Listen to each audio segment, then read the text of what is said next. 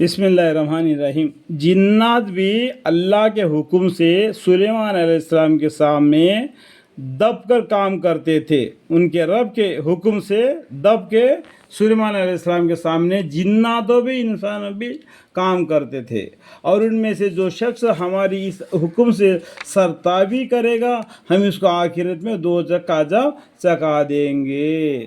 وہ جنات ان کے لیے وہ چیزیں بناتے جو ان کو بنوانا منظور ہوتا۔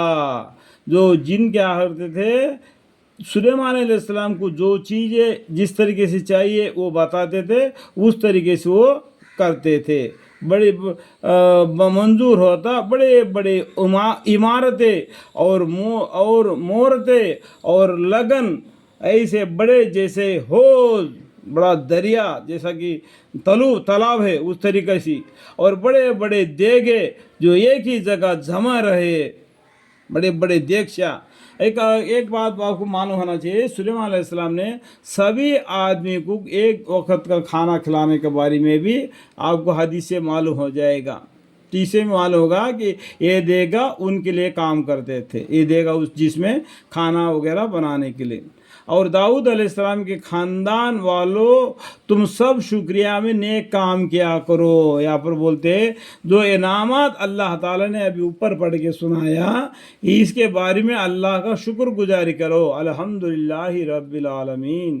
اے داؤد علیہ السلام کے خاندان والوں، تم سب شکریہ میں نیک کام کیا کرو، اور میرے بندوں میں شکر گزاری کمی ہوتی ہے۔ اللہم اغفر لی۔ اللہ تعالیٰ جانتے ہیں، اس لیے بولتے ہیں کہ میرے بندوں میں شکر گزاری کمی ہوتی ہے۔ پھر جب ہم نے ان پر موت کا حکم جاری کر دیا تو کسی چیز نے ان کے مرنے کا پتہ نہ بتلایا۔ ابھی میں پہلا بتایا نا کہ غیب کے علم صرف اللہ کو ہے۔ یہ بولتے کہ جناتوں کو ہے، جناتوں کو بھی نہیں۔ تو سلیمان علیہ السلام مر گئے، موت کا حکم جاری ہو کر دیا تو کسی چیز نے ان کے مرنے کا پتہ نہ بتلایا، مگر گھن کے کیڑے نے اور سلیمان علیہ السلام کے عصا کو کھاتا تھا۔ سلیمان علیہ السلام نے جو لاٹھی پکڑ کے کھڑے یا کرسی پر بیٹھے تھے تو ڈر کے مارے سبھی آدمی جو شیشے کا محل ہے وہ بنوا رہے تھے تو وہ بنا دیے، لیکن ان سے پہلے ہی سلیمان علیہ السلام کا وفات ہو گیا، لیکن ان کو نہیں معلوم ہو گیا۔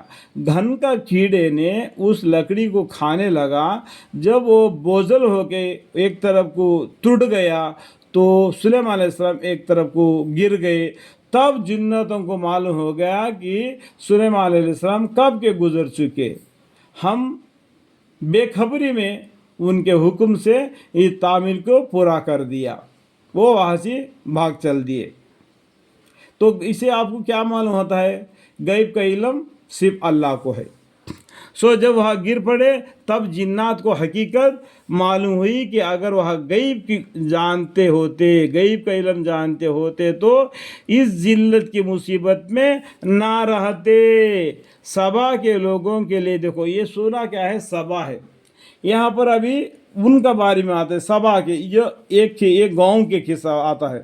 سبا کے لوگوں کے لیے ان کے وطن کے مجمع حالت میں نشانیاں موجود تھی۔ وہ دو قطاریں تھے، باغ کے دائیں اور بائیں، راستے کے دائیں طرف بائیں طرف دو باغ تھے، اپنے رب کا دیا ہوا۔ وہ سبا کے لوگوں کے لیے، اس گاؤں والوں کے لیے، رزق کھاؤ اور اس کا شکر کرو، ارے اللہ کا شکر گزاری کرو۔ اگر ہم کو تھوڑا سی بھی نعمت ملی تو اللہ کا نام لینا، اللہ کو شکر گزاری کرنا، اللہ نے ہم کو یہ دے دیا۔ یہ رہنے کو عمدہ شہر دے دیا اور بخشنے والا پروردگار ہے۔ اگر تم سے کوئی گناہ غلطی ہو گیا تو اللہ سے معافی مانگنے کے، اللہ معاف کرنے والا